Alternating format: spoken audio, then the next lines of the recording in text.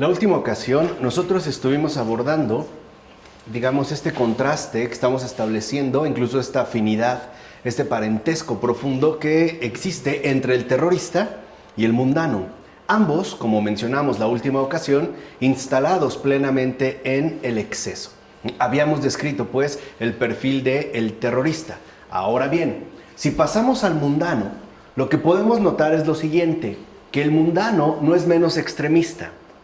O bien ya no busca la verdad y se contenta con una carrera de autómata, o bien renuncia a la verdad desde el momento en que la temperatura ambiente no conviene a su comodidad. Ambas situaciones también constituyen esta instalación en el extremo. Así pues, en ambos casos se huye del martirio, es decir, tanto en el caso del mundano como en el caso del terrorista, pero a costa, eso sí, de masacrar tanto su inteligencia como su corazón. Y por supuesto, a costa de hacer pedazos el cuerpo, propio y ajeno. Esto queda claro. La mediocridad, dicho sea de paso, es siempre algo destructor, sea del modo que sea. ¿O acaso podemos decir, hay algo más moderado para el pez que vivir en el agua? Y puesto que el elemento en donde respira todo nuestro ser es la verdad, nuestra moderación vivencial consiste en vivir en la verdad a cualquier riesgo.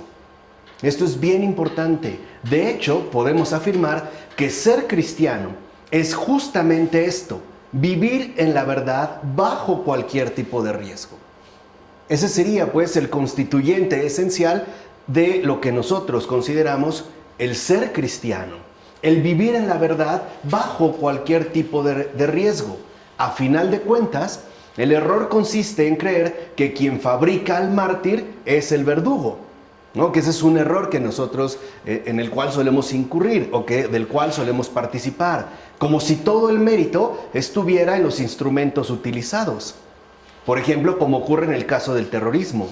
Que utilicen un sable para degollar a una persona no significa que estamos, por ejemplo, presenciando, ¿no?, la ejecución de un mártir. O que una bomba haga estallar en 1000 pedazos a gran cantidades de cuerpos humanos, tampoco significa que estamos precisamente ante un acontecimiento de martirio.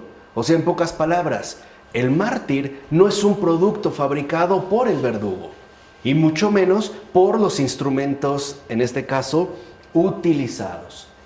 Así podríamos decir que entonces la muerte no tendría ya nada de voluntario, ni siquiera de manera muy directa. ¿Por qué? De manera muy indirecta. Porque si lo que importa es la ejecución llevada a cabo por un verdugo, y mientras más espectacular sea dicha ejecución a través de ciertos instrumentos, pues entonces no importa si yo realmente estoy eligiendo esta muerte digamos, por voluntad propia. Bastaría pues con que me masacraran para hacerme un mártir, ¿no? Pero no es solo a través de la instrumentalidad que se pretende hacer desaparecer el auténtico martirio, no esta cuestión de espectacularidad, pues si todo se piensa al amparo del relativismo, tal y como parece estar sucediendo hoy en día, entonces todo martirio aparecerá como un suicidio asistido o bien como un asesinato inducido. Y esto es justamente, ¿no?, lo que empieza a ocurrir de manera muy notoria. En efecto, el relativismo pretende eliminar la aspereza de nuestra realidad. O sea, el auténtico mártir exaspera. Y exasperar etimológicamente significa hacer que todo salga fuera de la aspereza de las cosas. Es decir, querríamos que todo fuera liso y llano y resulta que se nos revela el lado áspero y rugoso de la realidad falsa en que vivimos, que es justamente una de las aportaciones sustanciales del mártir, es decir, del ser cristiano. Vivir en la verdad bajo cualquier tipo de riesgo. Y por eso, precisamente, de ahí va a emanar tanto nuestra irritación como nuestra respectiva molestia contra el verdadero mártir e incluso contra el candidato a mártir, ya que nos revela la real falsedad de nuestra comodidad y mediocridad lisa y llana. Es esto, pues, lo que en un primer momento se expone. Ahora bien, Si somos humildes, acogeremos la verdad con gozo y alegría. Pero si estamos llenos de orgullo y arrogancia, la rechazaremos con rabia porque desvela nuestros vicios y todas nuestras humanas mentiras. Es decir, todo digamos, espacio viciado, tan repleto de mentiras, pero disfrazado, eso sí, bajo una especie de comodidad incuestionable. De hecho, la verdad cristiana es agradable en tanto se mantiene en el orden de las ideas generales. O bien sirve para señalar la paja en el ojo ajeno. Pensemos como muchos, por ejemplo, reconocen e incluso les resulta agradable, ¿no?, hablar del amor al prójimo. E incluso la idea concreta del amor al prójimo. Pero eso sí, siempre y cuando se mantenga en el orden de las ideas generales, es decir, como una idea. Pero no están dispuestos a mover un dedo porque esta idea se encarne, es decir, porque se lleve a cabo. Y lo mismo pasa en gran medida con el orden de lo cristiano. Pero en el momento en que su claridad sumamente exigente apunta a la cloaca de nuestras propias almas, ahí sí, ya se hace insoportable para nuestro orgullo. Detestamos la misericordia, ya que ésta supone nuestra miseria. Rechazamos la alegría, porque nos arranca de nuestros pueriles caprichos. Odiamos el amor, porque nos priva de nuestras mentiras. Despreciamos el perdón, porque supone el reconocimiento de nuestras faltas. En fin, matamos como profetas de desgracia a los verdaderos mártires para conservar a toda costa nuestro bienestar y por lo tanto vivir bajo ningún tipo de molestia, o sea, renunciando a la verdad. Es más, los mártires sobre todo nos exasperan y enfurecen porque no nos provocan. El verdadero mártir jamás es provocativo. Si al menos nos agredieran, si no fueran modestos, si se pusieran a nuestro nivel en el cuadrilátero de la lucha por el poder, nos podríamos enfrentar a ellos en un duelo. Aquí sí. Sin embargo, no tenemos ningún motivo legítimo para odiarlos. Y es eso justamente lo que estimula sobremanera nuestras ganas de matarlos y aniquilarlos por completo. O sea, los verdaderos mártires no forman parte de este jueguito absurdo que impone el mundo. Aquí es donde ya vemos que están en el mundo, pero no son del mundo.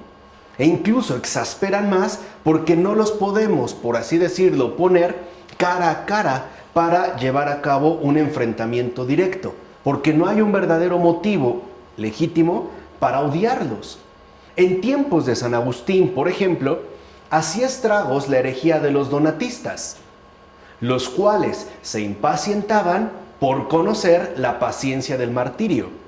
O sea, esta herejía encabezada por Donato, de ahí pues que se les llame donatistas, ante todo buscaban el martirio bajo, vamos a decirlo así, cualquier pretexto, ¿no? Como que buscaban el martirio fuera de la manera que fuera. Ahora, los donatistas habían escuchado las palabras de Cristo: nadie tiene mayor amor que el que da su vida por los amigos. Y por eso, según ellos, provocaban a los paganos para que los mataran. Buscaban supuestamente el martirio por medio de una provocación. Pero los paganos a menudo no tenían ganas de ensuciarse las manos con la sangre de aquellos agitadores. Y aquí es donde se muestra pues un perfil fundamental. Muchas veces los aspirantes al martirio terminan siendo más bien agitadores, que no logran alcanzar con su respectivo objetivo. Entonces, en ese caso, ¿no?, cuando los paganos no se tomaban la molestia de atender sus súplicas, entonces el donatista suplicaba de rodillas. Fíjense, se ponía de rodillas ante el pagano y decía: por favor, ponedme en la picota. ¿No? ¿Me degolláis entonces? ¿Cómo? ¿Ni siquiera me darás un toquecito con un hierro al rojo vivo? Imagínense el donatista ¿no? Arrodillado ante el pagano, provocándolo de esta manera. Y al no obtener respuesta a sus súplicas, entonces el alborotador comenzaba a insultarlos, o sea, pasaba al siguiente nivel. ¿Qué le decía al pagano? Sois menos que nada. Ni siquiera sois capaces de matar a quien os escupe en la cara. Dios os arrojará al infierno por no atender a sus súplicas. De fondo, el donatista tenía tales ganas de pavonearse con sus moretones y sus cicatrices que se hubiera dado por satisfecho con una cuchillada o al menos con un simple palazo. Esto hubiera sido suficiente para él. Pero al no obtener ni siquiera eso, él mismo acaba, por agotamiento, tirándose por un acantilado. O bien se inmolaba prendiéndose fuego o se ahogaba en un río. Eso sí, el donatista únicamente evitaba ahorcarse para no parecerse a Judas Iscariote. Era la única, digamos, como manera, ¿no?, que se tenía prohibido. Todo lo demás estaba bien, incluso ahogarse en un río. Sin duda, entre los crujidos del brasero o entre las primeras burbujas en la superficie del agua, se le podía escuchar expresando su satisfacción. Soy un mártir. Soy un mártir. Sí lo era. Pero como dijera Santa Catalina de Siena, un mártir del demonio.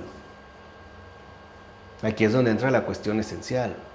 Sí era un mártir, pero del demonio.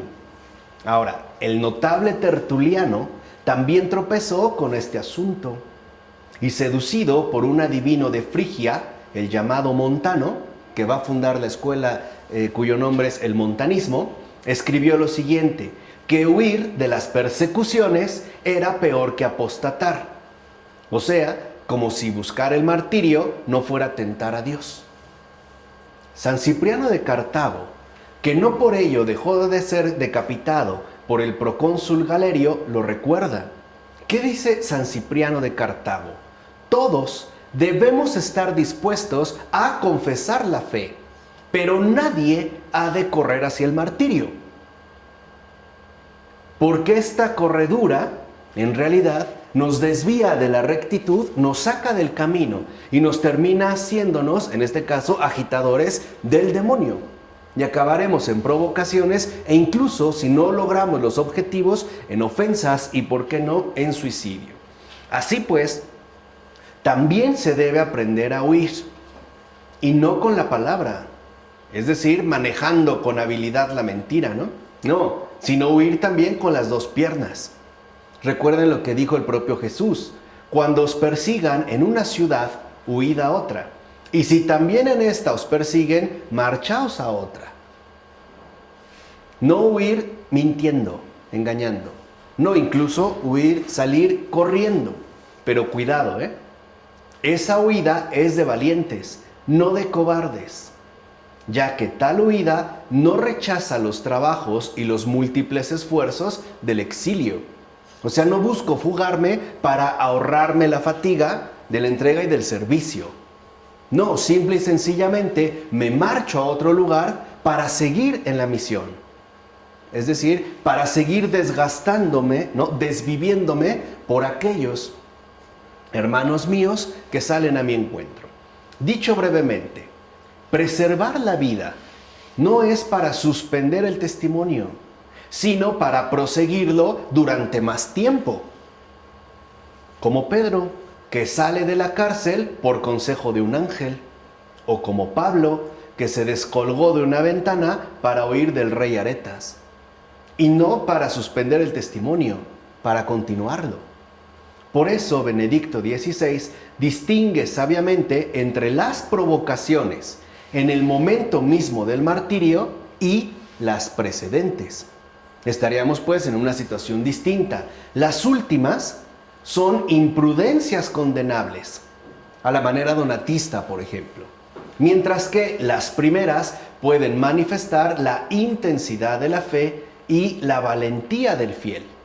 Intensidad y valentía que en todo caso asumen hasta sus últimas consecuencias aquel intento de llevar a todos al Padre de los cielos, que es finalmente, ¿no?, el cometido más esencial del martirio: llevar a todos al Padre de los cielos. no ser un mártir en privado o en solitario, como si se tratara de una especie de corona hecha a mi medida. El martirio es el derramamiento de la sangre, ¿no?, voluntariamente por todos, no solamente por ganar un mérito o por entrar, digamos, revestido, ¿no?, de mártir. Además, debemos tener en cuenta que la noción de testimonio conlleva para el testigo una doble relación con aquello de lo que da testimonio y con aquel ante quien da testimonio. Esta sería, pues, ¿no?, la doble relación que implica el testimonio. Esa doble relación tiene como finalidad la desaparición del testigo, lo cual permite una relación única entre quien recibe el testimonio y aquello de lo que se da testimonio. Pongamos un ejemplo bien ordinario.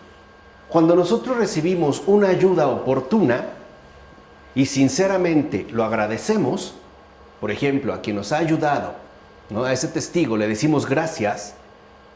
Si este es un verdadero testigo, desaparece. ¿Cómo? De manera muy simple, dice, no, gracias a Dios. No mío. O sea, lo que está diciendo es, esta obra no es mía. El testigo desaparece. Y al desaparecer, resplandece el verdadero testimonio. ¿Se entiende? Por lo tanto, el testigo no es la verdad, ni es el destinatario de su propio testimonio.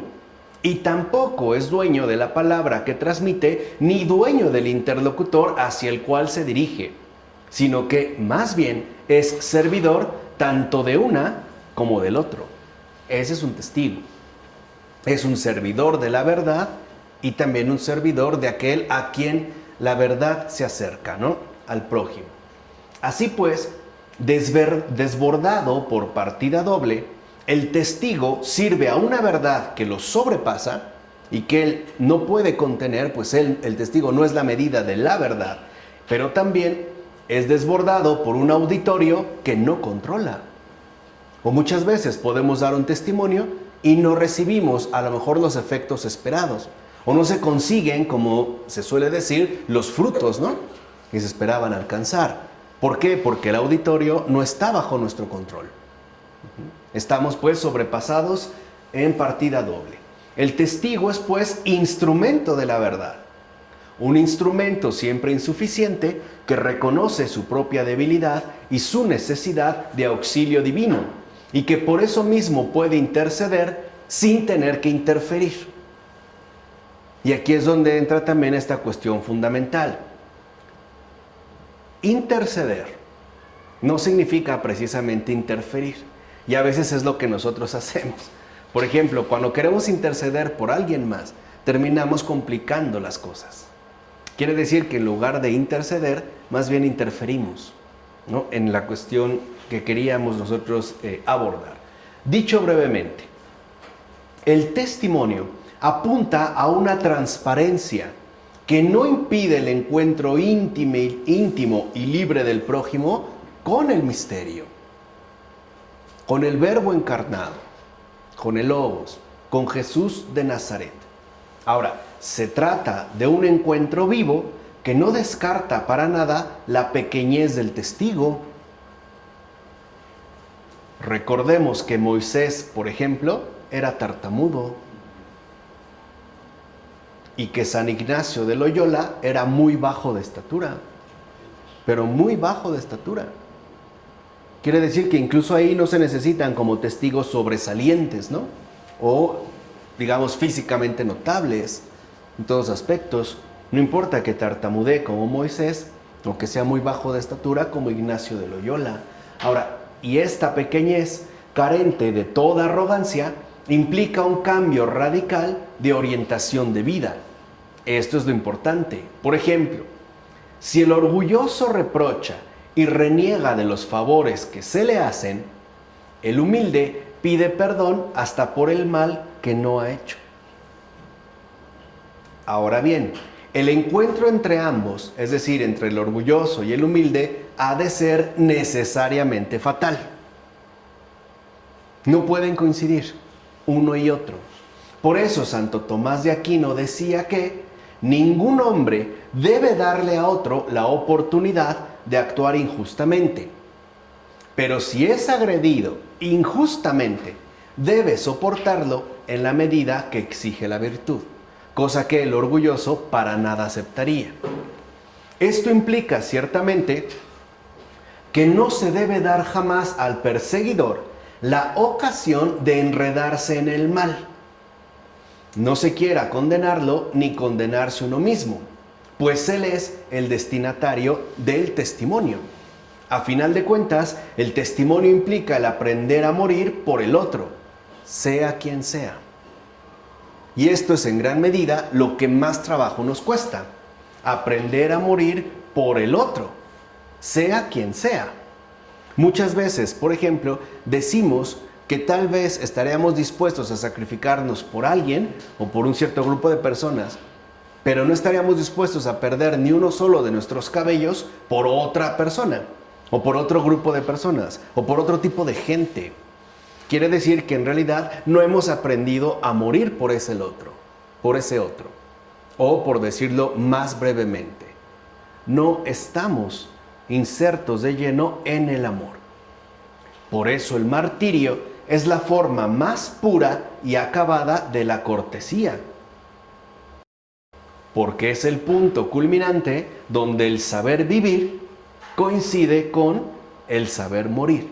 Es esta coincidencia, ¿no?, radical la que constituye el perfil más acabado del martirio. El martirio es, pues, aquel lugar donde los usos del mundo deben unirse a los del otro mundo. No están peleados. Ahí es donde les digo, se da esta conjugación. Por ejemplo, el centurión Marcelo le dice al prefecto Agricolao que acaba de condenarlo a la pena capital. Le dice, que Dios te bendiga. ¿O acaso había que acabar con la cortesía, no? El joven Maximiliano, ya con la cabeza en el tajo, se dirige hacia su padre y le dice, dale a los lictores mi vestido nuevo, el que me había preparado para ser soldado. En parecida situación, Santo Tomás Moro le dice con cortesía al ejecutor de su condena, es decir, al que lo va a decapitar, reúne valor, muchacho, y no tengas miedo de hacer tu oficio. Pero yo tengo el cuello muy corto. Ten cuidado de no golpear de lado, porque te juegas tu honor. Vemos incluso ahí esta forma más básica de cortesía no desaparece. Siguen pensando en los demás. A Tomás Moro, por ejemplo, en este caso, no le importa tanto perder la cabeza, sino que el verdugo acabe perdiendo su honor. Por ejemplo, no ejecutándolo de un solo golpe, como solía ocurrir. Y San John Ogilvie, cuando lo llevan al cadalso, preocupado por la tristeza que ve aflorar en los habitantes de Glasgow, los reconforta con gran júbilo y alegría. Y cuando le preguntan el porqué de tanta alegría, él responde, solo se deja de reír cuando ya no se tiene la cabeza sobre los hombros. Solo ahí. Ahora bien, cada hombre ha de morir. Y aunque alguien me sustituya en cierto caso, eso no me ahorrará el tener que partir más adelante. O sea, nuestro respectivo lugar es insustituible. Tendremos que morir. Y nadie nos va a poder sustituir en ello. Por ejemplo, aun cuando me detectaran un grave daño, por decirlo, en los riñones, que pone en riesgo mi vida, y alguien decidiera donarme sus riñones, ¿no?, aunque esto le toque morir, para que yo viva, ¿no?, o por lo menos continúe viviendo, eso no me va a librar de la muerte que me toca. ¿Se entiende? No nos va, digamos, esto de nadie o nadie nos va a poder librar. Por tanto, morir por otro no es tomar el lugar que a él y solamente a él le corresponde, sino darle su propio lugar tanto en la vida como en la muerte. Esto es bien importante, porque no se trata de una simple sustitución. No es de que yo muero por ti y entonces ya te libré de la muerte. No, tal vez te libré de morir en este momento, pero en realidad no te puedo librar de la muerte, no lo puedo hacer. no está a mi alcance. En todo caso, podemos decir, muere usted por otro cuando muere a la hora señalada desde lo alto, con exactitud, con puntualidad, y con su ejemplo le enseña a usted a hacer lo mismo con paciencia y buena disposición. Esto sí, no se trata nada más como si le dijéramos, quítate que ahí te voy, ¿no? O quisiéramos adjudicarnos el papel protagónico de la muerte ajena. No se trata pues de ello.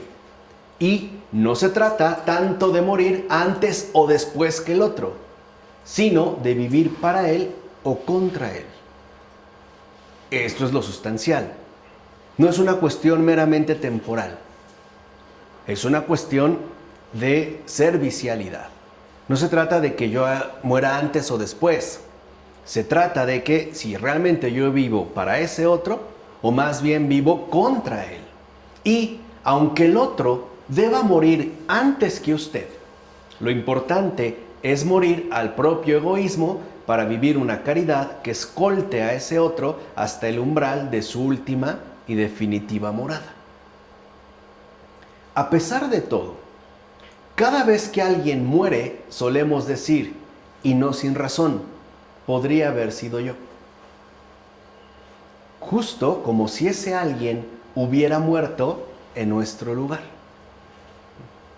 Ciertamente, es imposible sustraerse a esa impresión de sustitución, o mejor dicho, de solidaridad entre nuestros humanos destinos. De hecho, hay en ello un cierto presentimiento natural de lo que el credo llama la comunión de los santos. Ahí hay pues como esta fina intuición de lo que el credo llama la comunión de los santos. Extrañamente, cada uno debe morir en su propio lugar, pero es en ese lugar donde se encuentra el lazo que nos une a todos los demás. Y esto precisamente conlleva la comunión de los santos. Podemos decir que en este sentido, un santo es tal precisamente porque ha quedado indisolublemente ligado, enlazado con todos y cada uno de nosotros. ¿Cómo podríamos explicitar o hacer visible esta vinculación? ¿Acaso no se condensa en lo que llamamos devoción a los santos? ¿Por qué le podemos pedir a un santo? Porque su ofrecimiento ha sido por nosotros, no para él. No se trata pues de un gesto privado, sino de una donación comunitaria. Vamos, por decirlo de manera muy breve, aunque suene un poco extraño al principio, los santos están a nuestra disposición.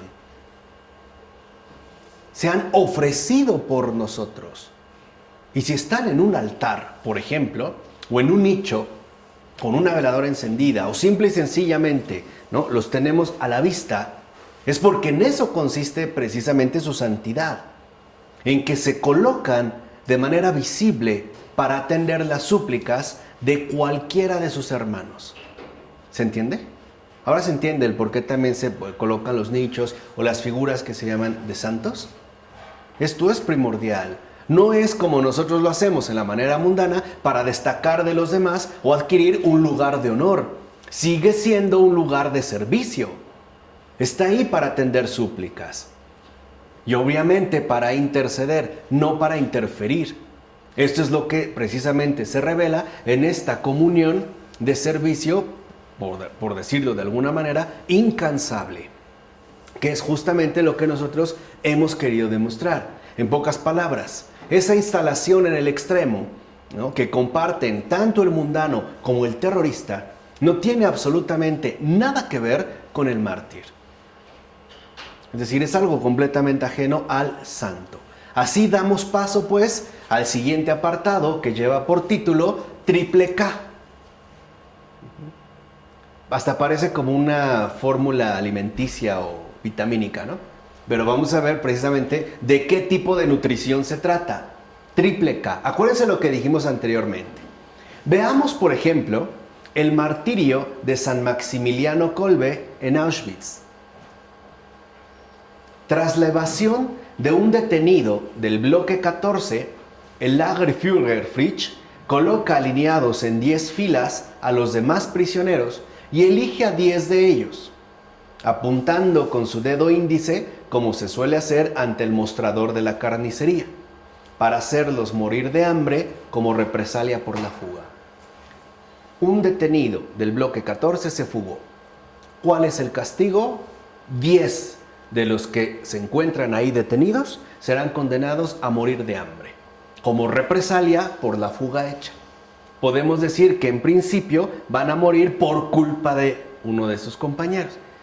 ¿Y cómo se lleva a cabo la selección? Al azar.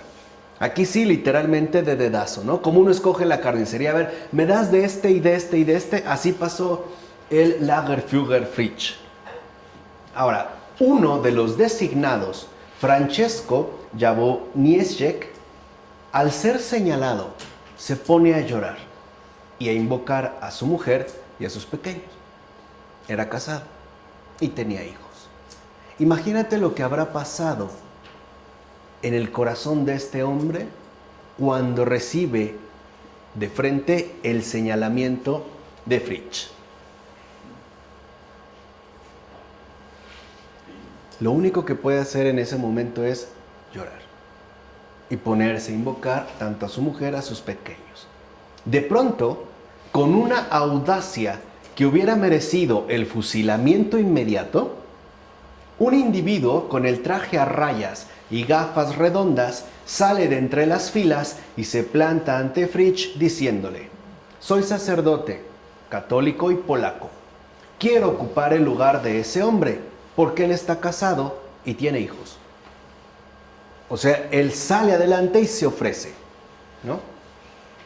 Ese simple gesto ya, digamos, implicaba un fusilamiento inmediato, porque era un claro acto de indisciplina.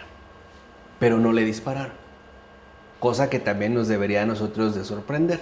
Ok, el comandante, estupefacto, no encuentra nada mejor que decir adelante.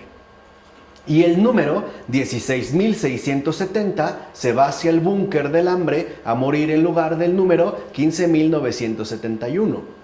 Fíjense algo importante, el franciscano va en lugar de Francesco. Debemos destacar que aquí se realiza una doble sustitución. ¿De qué se trata?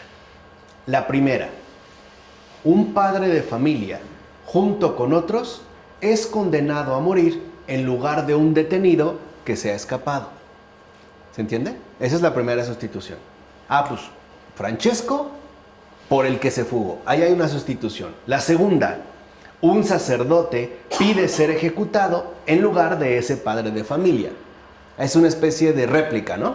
De contrarréplica a esta primera sustitución. La primera sustitución, ¿no?, del padre de familia por el reo fugado es fruto de la crueldad. Vamos a decirlo así, esa es una sustitución nazi. La segunda, de la caridad, o sea, cristiana. Vean cómo hay una contrapartida. Estamos hablando de Auschwitz, que realmente, ¿no?, representa y constituye un acontecimiento que no podemos pasar por alto y que quizá no se ha profundizado lo suficiente en términos espirituales. Pero bueno, asimismo, el comandante del campo, Fritsch, elige al azar a alguien para que muera a causa de una evasión legítima, aunque ilegal. La evasión era legítima, porque no está preso ahí en justicia, pero era ilegal de acuerdo, digamos, con las normas y los códigos jurídicos que imperaban en los campos. Ahora, y el religioso ruega para poder sufrir él la pena injusta. Es algo extraño que el SS atendiera ese ruego.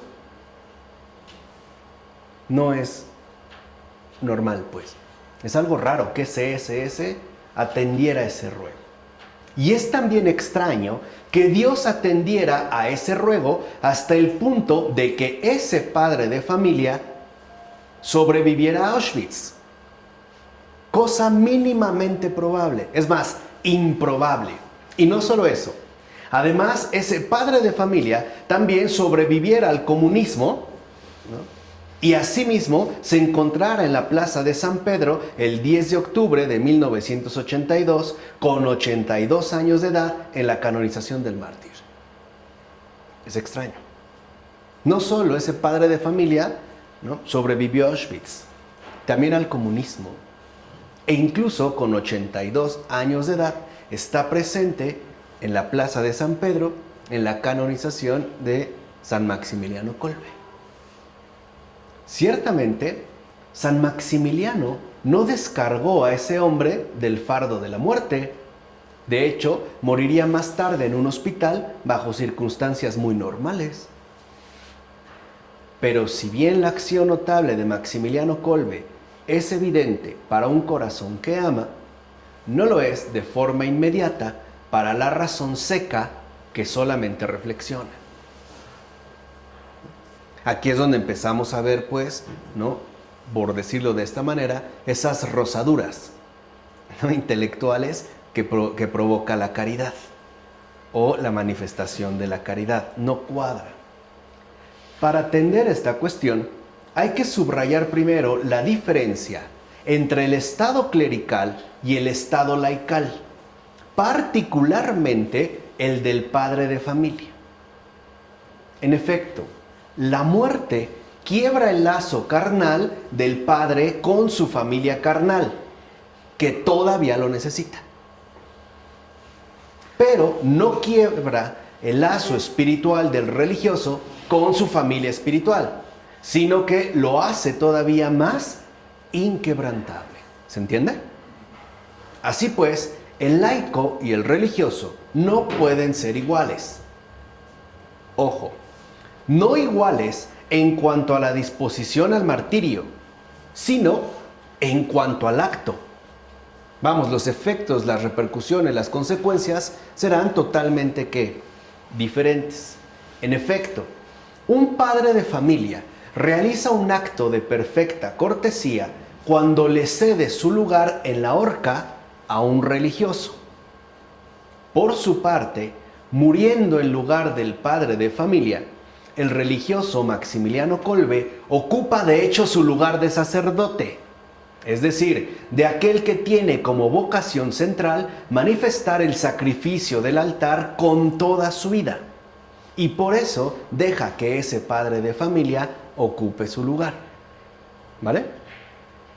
Hay aquí una especie de maravilloso intercambio. Francesco, con sus lamentos, le da al franciscano la ocasión de realizar su vocación. Y el franciscano, con su martirio, prepara a Francesco para darse mejor aún a su familia, viviendo con más fuerza el amor y estar así preparado para morir a su debida hora en justicia. E incluso podemos decir que en este, digamos, ¿no?, maravilloso intercambio hay frutos extraordinarios por ambas partes. En el caso del estado religioso, se obtiene pues el martirio.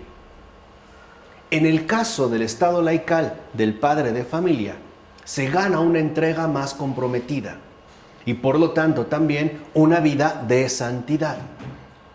Si bien, en este caso, por decirlo brevemente, San Maximiliano Kolbe murió de hambre, ahora Francesco tendrá también que morir a sí mismo día con día en la entrega a su familia. ¿Se comprende? Maximiliano Kolbe entró a un búnker, Francesco entra a su casa, pero ambos realizan también un acto de entrega y un acto de sacrificio, cada uno en su respectivo estado. Pero sobre todo, este intercambio permite que surja el testimonio. ¿Por qué morir antes que el otro? ¿Para qué ocupar su lugar designado por el nazi si ese otro también debe morir? Por ejemplo, inmediatamente después. ¿Qué pensaríamos en ese caso? Si, por ejemplo, le aceptan que Maximiliano, no el franciscano, vaya en lugar de Francesco y de inmediato volteara el nazi y le diera un balazo a Francesco. Simplemente por gusto, por hobby. Actuando de este modo, se arroja a la cara del malvado la ley que él ha pretendido desterrar de este mundo, justamente la ley de la cortesía, para que vean que el martirio no es nada exótico y no atenta incluso contra, digamos, el perfil más básico del mundo, como es la ley de la cortesía. Fíjense, poca cosa es dejar que alguien entre antes que uno a determinado lugar, si de todas formas él habría entrado justo después, ¿o no? ¿Por qué le cedemos el paso a alguien? Por ejemplo, cuando vamos a entrar a un transporte, le digo, no, pásale. Si de todas maneras vamos a entrar nosotros. ¿Qué es lo que realmente en este caso haría la diferencia? Poca cosa es ocupar su lugar en la cámara de gas cuando de todas formas debe morir asfixiado poco después. ¿Qué se ganó? Ahí vemos, ¿no? La razón que solo reflexiona. Cierto, pero toda la humanidad descansa sobre ese poco, ya que toda la luz del amor pasa a través de esas cosas que parecen ser tan insignificantes. ¿O no es verdad? Volvamos al caso de esta ley básica, fundamental, terrenal de la cortesía. ¿Qué pasaría si nunca nadie cediera un lugar a otra persona? Estoy hablando de algo tan básico. ¿Qué sucede? Caos, ¿no? Literalmente esto se volvería un campo de batalla. O sea, vemos que esas cosas que nos pueden parecer tan insignificantes, ese poco, ¿no? Ese casi nada del que habla, por ejemplo, la gran Adrienne von Speyer, ¿no? Ese casi nada es justo el requisito fundamental para que atraviese toda la luz del amor. Incluso a través de gestos, acciones, ¿no? Que nos pueden parecer en extremo insignificantes y pequeñas. Así pues, Maximiliano Kolbe no muere solo por ese padre de familia, muere primero por la ley de Dios. Y por eso muere por todos los hombres, buenos y malos. De hecho, Maximiliano Kolbe muere por todos nosotros, nazis en potencia, cuando muere particularmente por los SS de Fritsch. Maximiliano Kolbe invierte pues esa ley de Auschwitz que se esfuerza por abolir la ley divina. Ese es el núcleo, por así decirlo, más oscuro de Auschwitz. Pretende abolir la ley divina para imponer su propia ley. Fíjense, Auschwitz quiere privar a los hombres de su muerte humana, pero Maximiliano Kolbe revela allí mismo la posibilidad de una muerte santa. Auschwitz quiere reducir el hombre a un material económico e ideológico, pero Maximiliano Kolbe muestra su densidad inabarcable y la gratuidad del amor con muy poco, él mismo. Auschwitz afirma que uno se eleva únicamente cuando abaja a los demás, pero Maximiliano Kolbe recuerda que el que se abaja será elevado. Ahí se ve pues la verdadera contienda entre el mundo que denuncia San Juan y Cristo. Esta especie, ¿no? digamos, de enfrentamiento entre Auschwitz, que quiere abolir la ley divina, y que alguien tan pequeño, ¿no? Podemos decir así, cegatón, con esas gafas oscuras y gruesas, ¿no? Logra quebrantar esa ley de Auschwitz. En todo caso, el sacrificio de Maximiliano, como el de Cristo, manifiesta que la grandeza está en la humildad, no en el dominio, y que contrariamente a las tesis que sostiene el darwinismo social, el más adaptado no es el que sobrevive aplastando a sus congéneres, sino el que acepta dar su vida por ellos. Eso es literalmente lo que desarticula Auschwitz. No olvidemos que en la sociedad del crimen, el mejor adaptado es siempre el peor de todos. Y que nosotros ya expusimos con anterioridad. Primo Levi, por ejemplo, este sobreviviente también de Auschwitz, profiere estas terribles palabras con sus propios labios de superviviente. Vean lo que dice Primo Levi. Tiene un texto, la verdad, cargado, o mejor dicho, recargado de amargura. Hay por ahí un cierto tufillo de resentimiento, de molestia. Hay razones para tenerlo. El problema es que solo haya eso, pues. Que no haya otra dimensión, que se llama Trilogía de Auschwitz, ¿no? Vale la pena leerlo. Lo que dice Primo Levi es esto: los peores sobrevivían, es decir, los mejor adaptados. Los mejores están todos muertos. ¿No es eso justamente lo que sucede en la sociedad del crimen? Es decir, ¿no es esta misma perfil el que parece cumplirse también hoy en día? ¿No a veces también nos cuestionamos por qué se muere la gente buena y por qué queda, por ejemplo, la mala? Es por esta situación. Recuerden que siempre en la sociedad del crimen, el mejor adaptado es siempre el peor de todos. Por ejemplo, volvamos al caso Auschwitz. Uno podía sobrevivir a costa, por ejemplo, de traicionar a sus propios compañeros de barraca, o incluso de litera, o aprendiendo a ser extremadamente adulador o astuto, ¿no? Para tratar de jugar en varios bandos, e incluso a costa de traicionar a los demás, con tal de él, por ejemplo, salir beneficiado. Por eso lo que dice Primo Levi también tiene peso para nuestra sociedad en general. Los peores sobreviven, o sea, los mejor adaptados. Los mejores mueren, desaparecen, están todos muertos. Y uno de estos mejores, por ejemplo, fue el rabino Kaufman, que quiso respetar el sábado. Es decir, dar testimonio de la bendición del reposo dentro de los campos de la actividad exterminadora. ¿Se entiende ahí este enfrentamiento entre las leyes? Lo que Auschwitz quería abolir la ley divina, y no obstante el rabino Kaufman, en efecto, ¿no?, busca ahí mismo dar testimonio de esa bendición del reposo que se opone por completo no a la actividad, ¿no?, humanamente laboral, sino a la actividad exterminadora. ¿Qué pasa? Fue enterrado vivo a golpes de pico. Estamos hablando del rabino Kaufman, cuenta su hija. Además, rogando a Dios por todos ellos, víctimas y verdugos, podemos decir, judíos y nazis, restableciendo en aquella situación de impotencia y de violencia extremas un vínculo que escapaba a todo poder. Y eso fue lo más insoportable para ellos, que un judío, esa chusma, no desesperara de Dios ni siquiera en los campos. Eso es lo que no toleraran. Que no blasfemara, que no desesperara, ni siquiera en esa situación de impotencia y de violencia extrema. Lamentablemente, no todos mostraron en tal situación el mismo sentido de la cortesía. Tras una habitual, frecuente selección, cuenta Primo Levi, el viejo Kuhn está rezando en voz alta, con la gorra puesta, balanceando violentamente el pecho. Kuhn da gracias a Dios por no haber sido elegido. ¿Acaso no ve en la litera de al lado a Beppo el griego, que tiene 20 años y que mañana irá a la cámara de gas? ¿No sabe Kuhn que la próxima vez le tocará a él? Y concluye Primo Levi, si yo fuera Dios, escupiría a la tierra la plegaria de Kuhn. Creo que se entiende.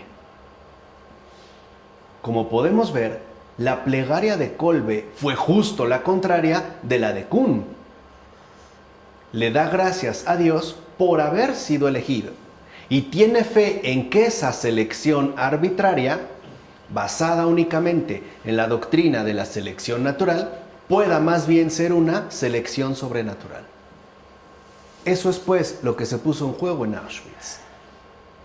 Quien ahorita estoy recordando, porque son lecturas, la verdad que hice hace ya bastante tiempo, pero quien también entrevió, de hecho fue como el que me dio ese indicio, lo debo de reconocer abiertamente, es otro escritor judío del siglo XX, importante, llamado Stefan Zweig.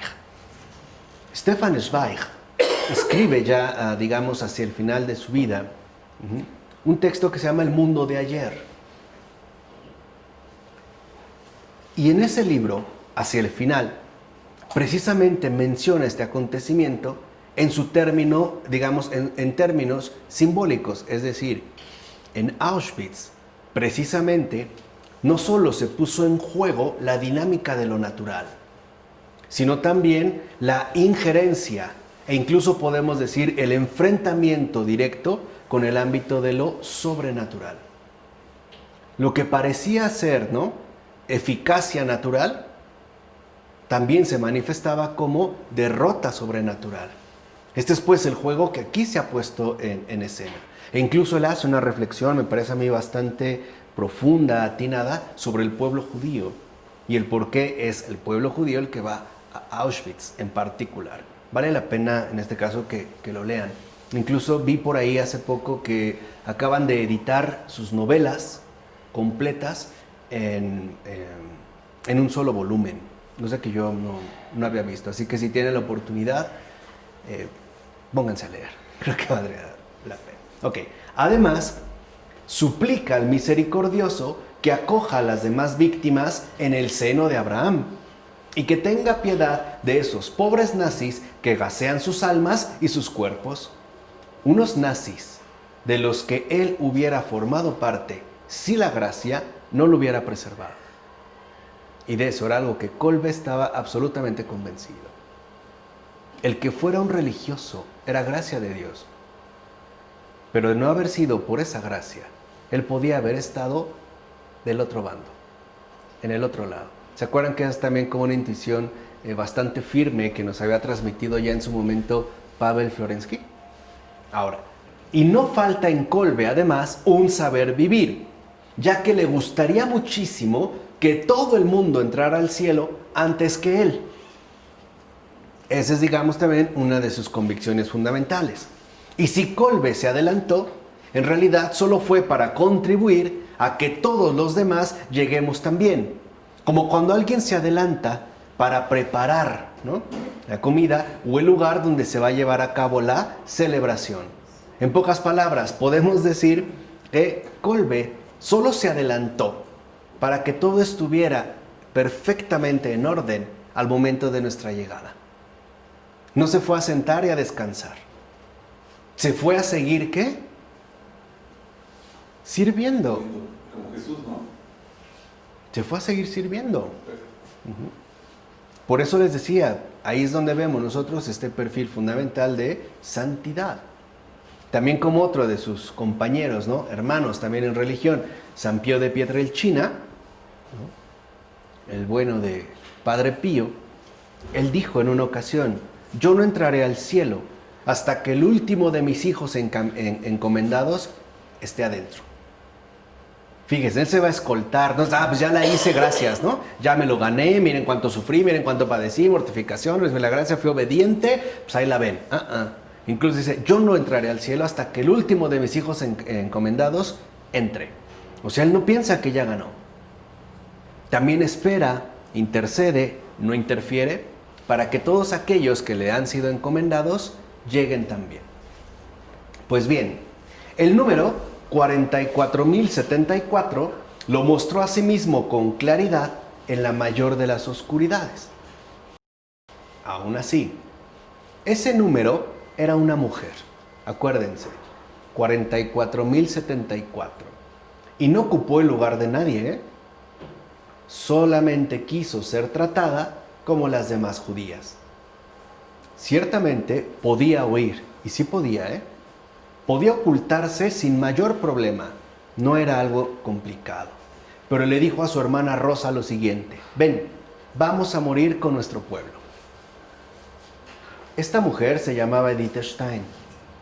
En el Carmelo se llamaba Teresa Benedicta de la Cruz y en Auschwitz, número 44.074. Esta santa tiene 3 nombres. Esta mujer escribía en su testamento, el 9 de junio de 1939, lo siguiente. ¿Qué escribió en su testamento la número 44.074? Le pido al Señor que tenga bien aceptar mi vida y mi muerte para honor y gloria suyos. Pido por el pueblo judío y para que el Señor sea acogido por los suyos y su reino llegue en majestad. También pido por la salvación de Alemania y por la paz del mundo. Finalmente, pido por mis parientes vivos y muertos y por todos los que Dios me ha dado, que ninguno de ellos se pierda.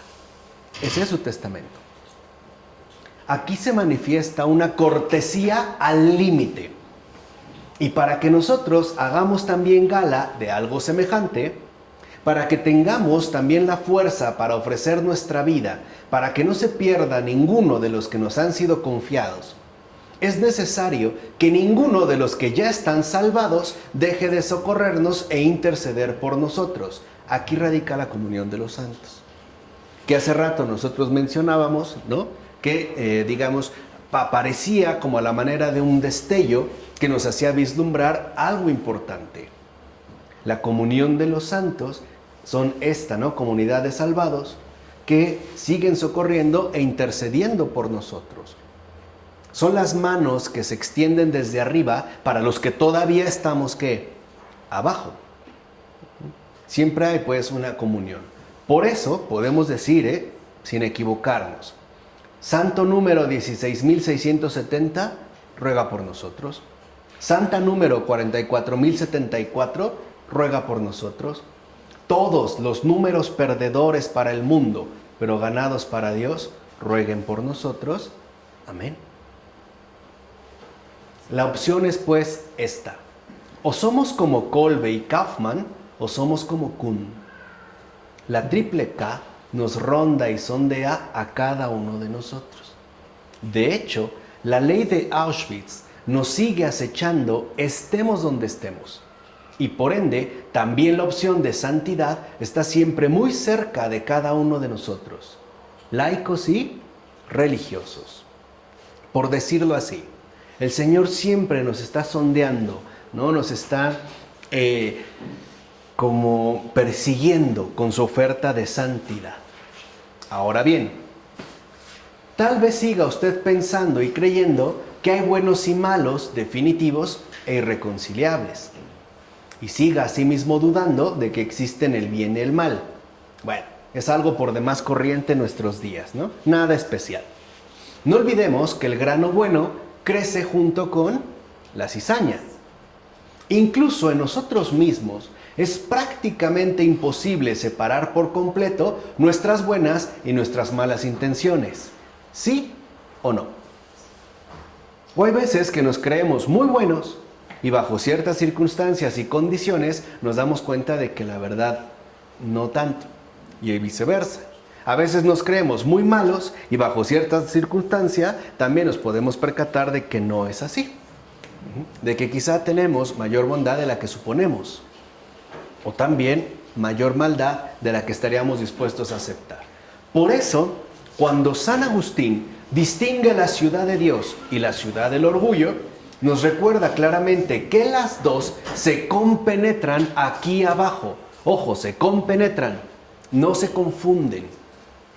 Dice San Agustín, acuérdese, la familia rescatada por Cristo, de que entre estos sus enemigos hay algunos ocultos que han de ser ciudadanos suyos, para que no juzgue sin fruto, aun mientras conversa con ellos, que sufra a los que la aborrecen y persiguen hasta que finalmente se declaren y manifiesten. Así como en la ciudad de Dios, mientras es peregrina en este mundo, hay algunos que gozan al presente en ella de la comunión de los sacramentos, los cuales, sin embargo, no se han de hallar con ella en la patria eterna de los santos. O sea, aunque se digan católicos, aunque supuestamente lleven una vida católica, aunque participen de los sacramentos. Así pues, ¿cómo estar ahora en el campo de los buenos? Pues mostrando amor por aquel que está en el campo contrario. De hecho, solo el amor a los enemigos evita y anula la racionalidad con el enemigo.